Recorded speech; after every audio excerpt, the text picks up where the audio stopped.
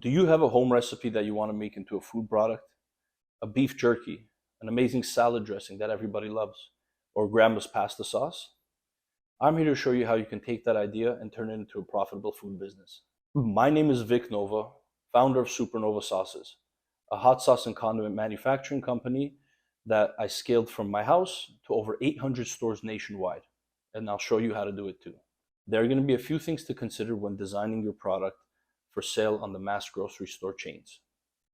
One is the availability of ingredients. The availability of ingredients means how available are your ingredients to buy year-round and at quantity so that you can mass produce your product.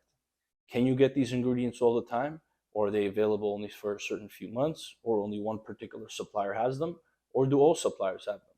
These are things you need to think about when building your product and figuring out how available are your ingredients. If you don't consider this, you're going to run into problems later on down the manufacturing process. The other thing we have to talk about is shelf stability. How shelf stable are your products? When you make a product at home, it's going to be much different than the product that you sell in the grocery stores. What I mean by this is if you make a product at home, sometimes it might last 1 month in the shelf or in your fridge.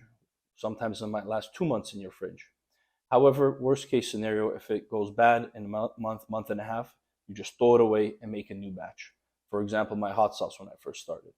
However, in order to sell this product in large grocery chains, you must be able to extend the shelf life to a longer period of time and also make it consistent so that every single product has the exact same shelf life all the time. Another very important thing to consider about your product is the cost effectiveness. What I mean by this is your product cheap enough to make so that you can make a profit at the end of the day? Because we are here building a business and not just a hobby. So you need to be able to cost your ingredients and price your product in such a way so that when you sell it to the mass retail chains and grocery stores, that there's enough money left over to put in your pocket to eventually be able to grow your business or expand your line or be profitable at the end of the day. I'm going to show you how to correctly do this and cost your ingredients so that you have money left over and you make a profitable food business. An aspect that many entrepreneurs overlook is the complexity of their recipe. You need to remember that when you're starting a food business, you're not just making something that you made at home and selling it on the shelves. You have to make that recipe or that product into a viable product for the grocery chains. So a lot of the times, the recipe that you use at home will not be the recipe that you use to make the product for the grocery store shelves.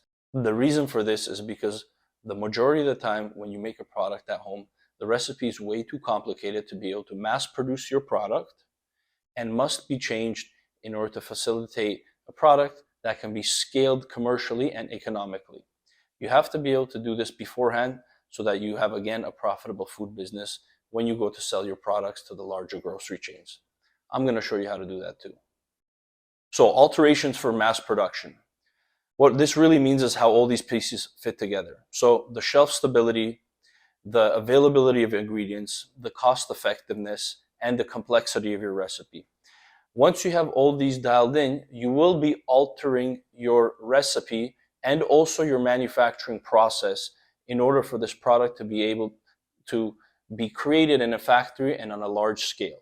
Even things besides your recipe, even the manufacturing process must be taken into consideration. So if the steps that take to make your product at home are way too complicated, if it has first a boiling step, then a frying step, then back to a boiling step, then you have to let it rest, then you have to bake it, then you have to let it dry. If all these steps are there when you're making it at home, again, it's not a big deal. But imagine trying to do that with truckloads of ingredients and truckloads of products. So again, you need to look at the manufacturing process and simplify it so that when you do make this product in a factory, it doesn't cost you too much time or money. And also the complexity of your line is going to be a problem too if you have to use 10 different types of machines in order to make your product. You want to make your product with the little ingredients as possible, cheaply as possible, with the easiest manufacturing process as possible. Now, this does not mean make an inferior product. It means think strategically and change your recipe just enough or your manufacturing process just enough in order for you to facilitate all these different qualities.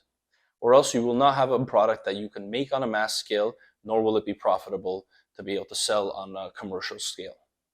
Now that you know the main issues when it comes to designing your product so it can be sold on a mass scale, how do you go about solving each one of these? Well, watch this video on the right here, where I will go in depth about making your products more shelf stable so you can sell them in grocery stores nationwide. See you there.